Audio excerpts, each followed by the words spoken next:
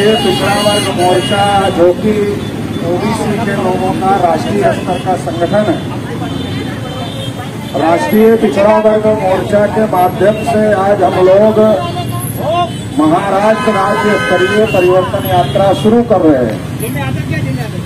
और ये परिवर्तन यात्रा नागपुर के छत्रपति शिवाजी महाराज चौक से आज छत्रपति शिवाजी महाराज को अभिवादन करते हुए हम लोगों ने शुरू किया है। इस यात्रा को शुरू करने के कई मकसद हैं। सबसे बड़ा मकसद ये है कि जो देश में पिछड़े वर्ग के लोग हैं, ओबीसी समाज के लोग हैं, उनकी देश में गौरवशाली विरासत रही है, गौरवशाली इतिहास रहा है। चाहे बुद्ध का इतिहास हो या अशोक का इतिहास हो, ये पिछड़े वर्ग का गौरवशाली इतिहास और गौरवशाली विरासत रही। और जब देश पर हमारे पुरखों का राज था तो भारत विश्व गुरु और भारत सोने की चिड़िया था। छत्रपति शिवाजी महाराज की जो शिवशाही थी, आज ईवीएम की वजह से शिवशाही को खत्म करके पेशवाई में बदलने की कोशिश हो रही है। देश में आधी से अधिक आबादी ओबीसी की है। मंडल कमीशन की रिपोर्ट के हिसाब से 52% की आबादी ओबीसी की है।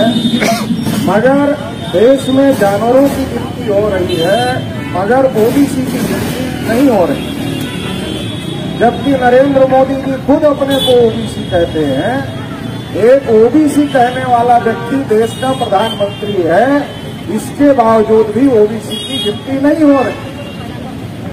और देश की जो सरकार नरेंद्र मोदी चलाते हैं, वो नरेंद्र मोदी की सरकार आरएसएस के इशारे पर चलती है और आरएसएस का हेडक्वार्टर भी नागपुर में है। जो देश भर में ओबीसी के साथ अन्याय और अत्याचार हो रहा है, उसकी साजिश नागपुर के आरएसएस हेडक्वार्टर से रची जाती है, ऐसा देश भर में लोगों का मानना है।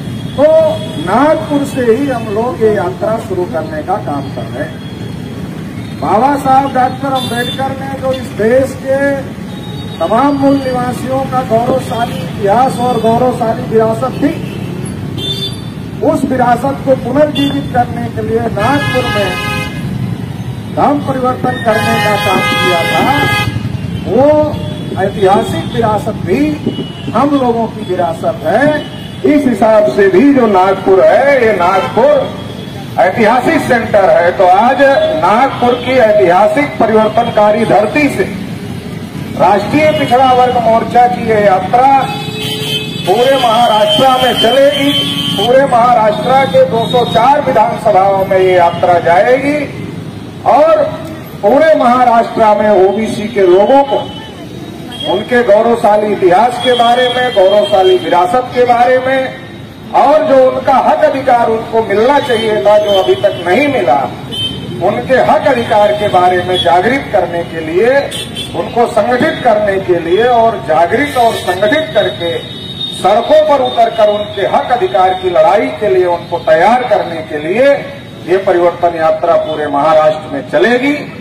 और तमाम पूरे महाराष्ट्र में जो ओबीसी के लोग हैं, पिछड़े वर्ग के लोग हैं, एससी एसटी के लोग हैं, माइनॉरिटीज के लोग हैं, उन तमाम लोगों को जो इस बात में विश्वास रखते हैं कि देश में इंसाफ कायम होना चाहिए, देश में सबको सबका हक अधिकार मिलना चाहिए, सबके साथ न्याय होना चाहिए और संविधान के हिसाब से देश चलना चाहिए, मनुस्मृति के हिसाब से देश नहीं चलना चाहिए। इन तमाम बातों में जिन लोगों की आस्था है, जिन लोगों की आस्था समता, स्वतंत्रता, बंधुता और न्याय में है, उन तमाम लोगों को हम आह्वान भी करना चाहते हैं कि इस यात्रा में शामिल हो, इस यात्रा का समर्थन करें, इस यात्रा को सहयोग करें, ताकि देश में जो हमारे पुरखों का मिशन था कि देश में समता, स्वतंत्रता, बंधुता और न्याय होना चाहिए, भारत फिर से विश्व गुरु बनना चाहिए, भारत फिर से सोने की चिड़िया बननी चाहिए, तो वो काम पूरा हो सके। तो इसके लिए तमाम लोग जो इस यात्रा को देख रहे हैं, सुन रहे हैं, वो लोग साथ सहयोग करेंगे, ऐसी मुझे आशा और अपेक्षा है। बहुत बहुत आभार, धन्यवाद। जय मूल्यवासी।